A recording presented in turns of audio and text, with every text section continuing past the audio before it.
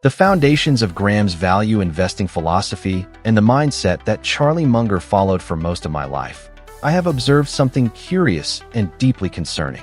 Whenever people face money, investing, or important decisions, they automatically assume that the more complicated something is, the better it must be. They believe that if something feels too simple, then it cannot possibly work. And it was precisely against this mental trap that Benjamin Graham built his entire system. When I say that value investing is simple, many people react with skepticism. Simple sounds unsophisticated. It sounds like something done by those who did not study enough. But let me tell you the truth. Simplicity is extremely difficult to sustain, especially when the entire world is shouting at you to do the opposite. I have seen this happen countless times. Intelligent people with impeccable resumes destroying their own decisions because they began adding unnecessary layers of complexity. Indicators they did not fully understand. Projections based on unlikely scenarios. Excessive confidence in forecasts that, deep down, were nothing more than well-presented guesses. And here is the central point.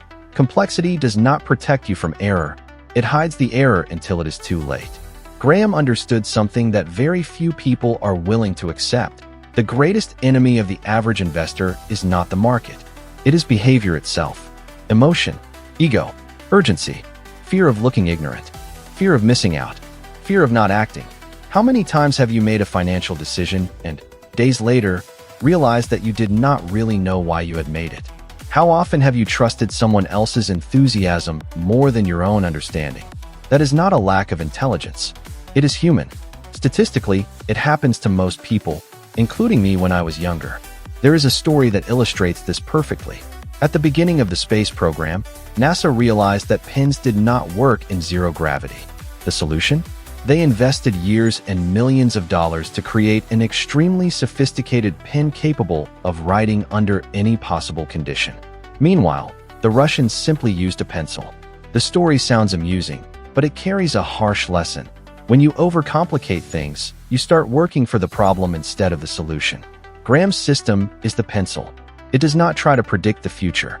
It does not try to impress anyone. It simply tries to answer basic, fundamental, almost obvious questions that most people ignore because they seem too simple. Is this business understandable? Is this business solid? Does the price offer a margin of safety? What could go wrong? Notice how these questions do not require genius. They require honesty. And honesty hurts, because many times the correct answer is, I do not know. And admitting that goes against the ego of most people. I have been in real situations where I had access to incredible opportunities. Everyone was excited. Charts were going up. The narratives were perfect. And still, there was something simple that did not add up. The business model was not clear. The numbers depended on assumptions that were far too optimistic. Nothing seemed obviously wrong, but nothing seemed obviously right either. And I passed. At the time, that did not generate applause. On the contrary, it generated confusion. People looked at me as if I were leaving money on the table. Months later, some of those same people were trying to understand how they had lost so much in something that looked so promising. There was no genius on my part. There was only resistance to unnecessary complexity. Research in psychology and behavioral economics shows something consistent. The greater the volume of irrelevant information, the higher the probability of error. The human brain did not evolve to process dozens of abstract variables at the same time. It creates shortcuts. It deceives itself. It rationalizes after the fact. In this context, simplicity is not an aesthetic choice. It is a survival tool. Now let me ask you a question that may make you uncomfortable. If today you had to explain, in simple words, the most important decisions of your financial life, could you do it? Or would you realize that, in many cases, you trusted complexity more than clarity? Most people associate simplicity with a lack of depth. But in reality, true depth appears when you manage to remove everything that is unnecessary. Graham did not try to create a system for geniuses. He tried to create a system that would work even when the investor was tired, emotional, under pressure, or afraid. And that is what makes this teaching so transformative. Because it is not only useful for investing, it is useful for life. How many decisions have you made simply because they seemed sophisticated? How many times have you ignored the obvious solution because it seemed too simple? Simplicity does not promise strong emotions. It does not give you exciting stories to tell, but it gives you something far more valuable: fewer regrets. And if there is one thing I have learned by observing people over decades, it is that suffering rarely comes from not having done something brilliant. It comes from having done something unnecessarily complicated when the basics were already sufficient. Throughout my life, I learned a lesson that goes against everything people are taught from an early age. Success does not come from being right a lot. It comes from being wrong very little. And being wrong very little requires a rare skill: the ability to calmly say no. Most people believe that opportunities appear all the time and that it is necessary to act quickly so as not to miss any of them. That mindset creates anxiety, haste, and poor decisions. I have seen this happen in practically every economic cycle. People entering businesses they did not understand, investments they could not explain, choices made only because someone sounded overly confident when presenting the idea. Benjamin Graham designed his system precisely to eliminate this type of trap, not to increase the number of decisions, but to drastically reduce them. And that is why, for decades, Warren and I always worked with three very simple categories: yes, no, and too hard.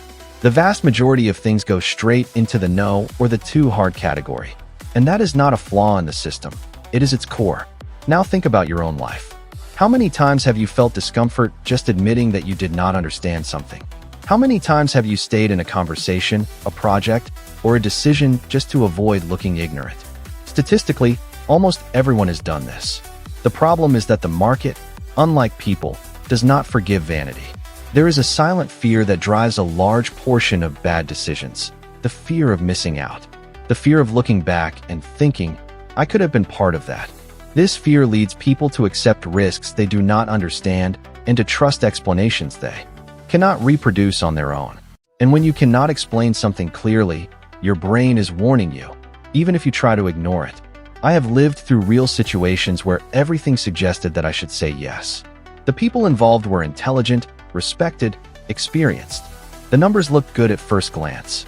The enthusiasm was contagious. But when I tried to reduce everything to its essence, something always slipped away. There were simple questions that did not have simple answers. And for me, that was always a clear warning sign.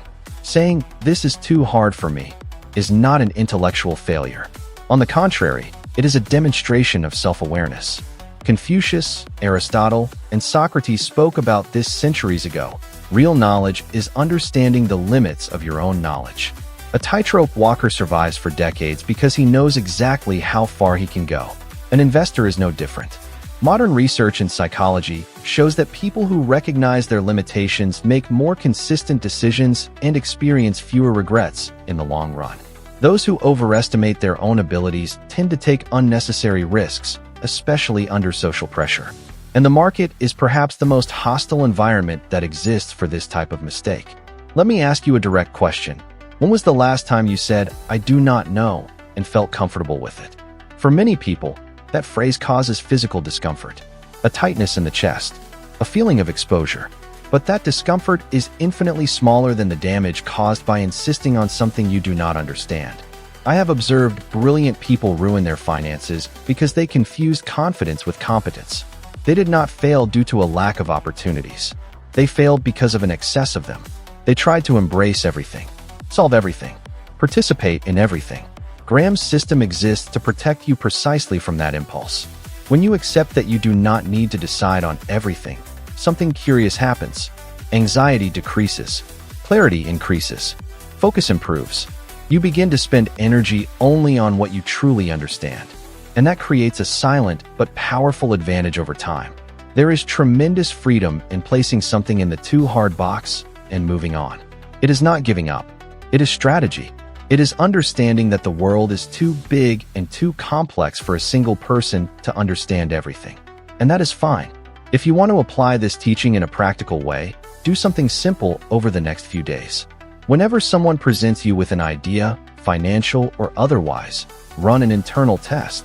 Can I explain this, in my own words, to an ordinary person? If the answer is no, stop there. Do not move forward. Observe how this simple attitude changes how you feel and the decisions you avoid. Because in the end, the biggest mistake is not missing an opportunity.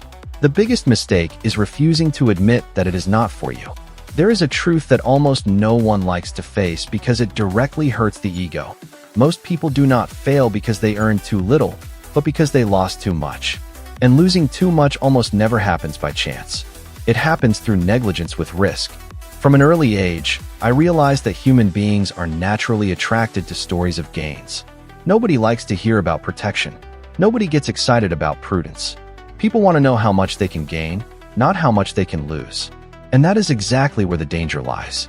Graham's system was built backwards. Instead of starting by asking how much can I gain, it starts with something far more uncomfortable. What could go wrong? This simple inversion changes everything. Because when you look at risk first, many things that once seemed attractive simply stop making sense. Now think with me. How many decisions have you made believing that in the worst case, it would not be that bad? Statistically, almost everyone has convinced themselves of this at some point. The problem is that when the worst case happens, it rarely arrives the way we imagined. It comes bigger, faster, and more painful. I experienced this firsthand. At certain moments in my life, I watched entire markets overtaken by euphoria. Ordinary people leaving stable jobs because they believed they had found a shortcut. Nobody wanted to hear about risk. Anyone who spoke about caution was seen as pessimistic, outdated, someone who did not understand the new era. And for a while, those people seemed right. Prices went up. Stories multiplied. Easy money created the illusion of intelligence. But something curious always happened afterward. When the cycle turned, almost nobody was prepared for the impact. Not because the risk was invisible, but because it was consciously ignored. Research in behavioral finance shows that the human brain feels the pain of loss with much greater intensity than the pleasure of gain. Even so, paradoxically, people continue to expose themselves to enormous losses for small chances of additional gains. This is not rational. It is emotional. It is vanity. It is fear of appearing too conservative. Graham understood that protecting capital is not glamorous, but it is absolutely essential. He deliberately accepted falling behind during moments of euphoria, and that confuses many people. Why would someone choose to earn less when they could earn more? The answer is simple. Earning less now may be the price to stay in the game later. I have seen investors who, for a few years, looked like geniuses. Above average results, high risk, maximum confidence, and then they disappeared. Not because they were wrong all the time, but because it only took one big mistake. One single error without a margin of safety. One moment in which the loss was too large to absorb. This is a point that few people truly internalize. You do not need to be right all the time. But you cannot be wrong too big. The game ends. When you start thinking this way, your decisions change. You begin to ask whether you really need that extra exposure. Whether that potential gain justifies the possibility of a loss that could set you back for years. Whether you are emotionally and financially prepared for a bad scenario. Now let me ask you an honest question. If tomorrow something went wrong in your financial life, would you still be able to sleep at night? Or do you realize that you built everything on the expectation that nothing serious would happen? Most people do not fail because they were surprised. They fail because they convinced themselves they did not need to prepare. There is great serenity in knowing that you gave up part of the gain to protect what is essential. This is not fear. It is maturity. It is understanding that the goal is not to win every year, but to keep playing for decades. And here is something almost no one tells you.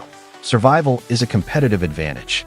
Those who remain standing when others fall begin to see opportunities that did not exist before. But this only happens for those who respected risk when everything seemed easy. If you want to apply this teaching in a practical way, start with a simple question before any important decision. If this goes wrong, what is the real impact on my life? Not the optimistic answer, the honest answer, the one you avoid facing. Because in the end, the money you lose in a single serious mistake is always greater than all the money you did not earn by being prudent. At some point in my life, I realized something that completely changed the way I made decisions, not only financial but personal. I did not need to be extraordinarily intelligent. I needed to be consistently less foolish. This may sound almost like a joke, but it is one of the most serious ideas I have ever taken seriously. Because when you look closely, you realize that most major failures do not happen due to a lack of brilliance. They happen because of impulsiveness, ego, urgency, emotions out of control. I have seen brilliant people place themselves in unnecessary situations just to prove a point. just to appear intelligent, just to avoid admitting that something did not make sense. And in most cases, the error was not in the technical analysis. It was in behavior. There is a dangerous human tendency to believe that being intelligent means adding things. More opinions, more bets, more decisions, more movement. But real life rarely rewards those who move too much. It rewards those who avoid obviously bad paths. Over the years, I began to reverse my questions. Instead of asking what is the best decision, I asked what is the most foolish decision I could make here. It sounds simple, almost silly, but this question eliminates an absurd number of problems before they are even born. And I experienced this very concretely. There were moments when I could have rushed decisions, entered confusing situations, trusted seductive narratives. Everything felt urgent. Everything felt like a unique opportunity. But when I stepped back emotionally and observed calmly, I realized that the real risk was not in missing something. It was in doing something I did not need to do. Most people suffer because they confuse action with progress. They feel that if they are not doing something, they are falling behind. This creates constant anxiety, hasty decisions, choices that, in retrospect, never needed to be made. Research in psychology shows that a large part of human stress comes from the illusion of control, the belief that we need to intervene all the time for things to go right. But paradoxically, the more you try to control everything, the more mistakes you make. Because excessive intervention increases the likelihood of poorly thought-out decisions. When you adopt the philosophy of being less foolish, something curious happens. You begin to eliminate obvious sources of error. Toxic people, confusing situations, promises that are too grand, shortcuts that are too fast. And without realizing it, your life becomes lighter, more predictable, less chaotic. Now let me ask you a direct question. How many problems in your life today could have been avoided if you had simply done nothing at that moment? If you had waited a little longer? If you had ignored artificial urgency? Most people do not need more opportunities. They need fewer bad decisions. They need to stop sabotaging their own path due to impulse, pride, or fear of appearing slow. There is also a deep emotional side to all of this. When you stop trying to be brilliant all the time, the pressure decreases. You do not need to prove anything to anyone. You do not need to win everything. You do not need to be right all the time. This creates enormous inner calm, something no amount of money can buy. Being less foolish does not mean being passive. It means being selective. It means understanding that each avoided mistake is worth more than an occasional success. Because big mistakes charge emotional, financial, and psychological interest for years. If you want to put this teaching into practice, do a simple exercise over the next few days. Before any important decision, ask yourself, is there something obviously foolish that I am about to do? If the answer is yes, stop. Do not rationalize. Do not negotiate with yourself. Just stop. You will realize that many of the best decisions of your life will not come from what you did, but from what you had the courage not to do. And in the end, this is one of the greatest competitive advantages someone can have. Not trying to be brilliant, just avoiding being reckless for long enough. If there is a single idea you need to take from here, it is this. True progress does not come from doing more things right, but from consistently avoiding the wrong things. Most people spend their entire lives trying to find the next big win, when in reality what changes the game the most is learning to say no, simplifying, protecting what has already been achieved, and acting with less emotion. When you understand this, everything begins to align. Your decisions become clearer. Your mind becomes lighter. You stop chasing shortcuts and start building something that truly holds up over time. It is not about brilliance. It is about discipline. It is not about speed. It is about direction. Now, the next video appearing on the screen continues exactly along this path. In it, you will climb one more step in your evolution of wisdom, not to become someone completely different, but to be 1% better than you are now, with more conscious decisions and fewer regrets. Thank you for staying with me until here. I will see you in the next video.